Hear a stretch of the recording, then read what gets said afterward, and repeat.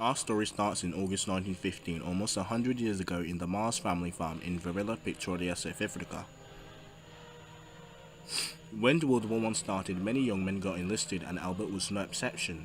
He got assessed for service at the Potchefstroom in the northwest province of South Africa as a private, number 4927 for the newly formed 3rd Transvaal Regiment of the 1st South African Infantry Brigade on the 25th of August 1915.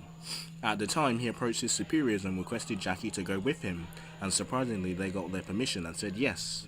Once enlisted, Jackie got his own special uniform complete with buttons, a cap, regimental badges, a paper and his own rations.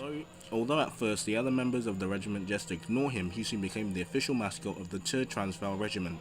When he would see a superior officer passing by, he would actually stand at attention and even provide them with the correct salute. He would light cigarettes for his comrades in arms, and he was the best sentry around due to his great senses of hearing and smelling, which allowed him to be able to detect any enemy long before any of his other army mates could even notice their approach.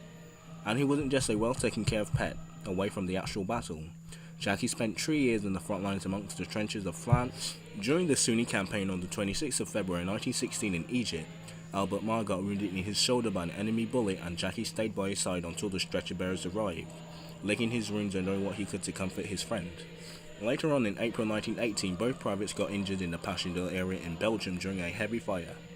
As the explosions surrounded them, Jackie was seen trying to get some protection by building a little fortress of stones around himself. Unfortunately, he did not manage to finish his little safe area and was hit by a chunk of shrapnel from an exploding shell which was nearby, and it also injured Albert as well. Jackie's right leg was seriously wounded and then was later amputated by Dr. Aaron Woodsten. Both privates made a full recovery, and shortly before the armistice, Jackie was promoted to corporal and he was awarded a Medal of Valor. On the end of April, Jackie was officially discharged at the Michler Despero Camp, Cape Town, South Africa, while wearing his arm of gold rune stripes and 3 blue service chevrons indicating 3 years of service on the front line. He was also given a parchment discharge paper, a military pension, and a civil employment form for discharged soldiers. After this crazy adventure through Belgium, France, Egypt, and South Africa, Jackie returned to the Mars family farm, where he would live until the 22nd of May 1921. Albert Marr lived until the age of 84 and died in Pretoria in August 1973. And that is the strange but interesting but cute story of Jackie the Baboon of the South African 3rd Transvaal Division, or the 1st African Infantry Division, South Africa. And who knows how Jackie spent that pension money? Probably some bananas, some banana bread, and some hot chimpanzee girlfriends, until the 22nd of May 1921. A real hero indeed.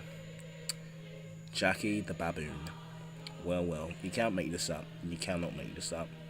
I plan to do more animals in the future, but more animals connected to the country, like the British Bulldog or the French Rooster or stuff like that. So we'll see how it goes.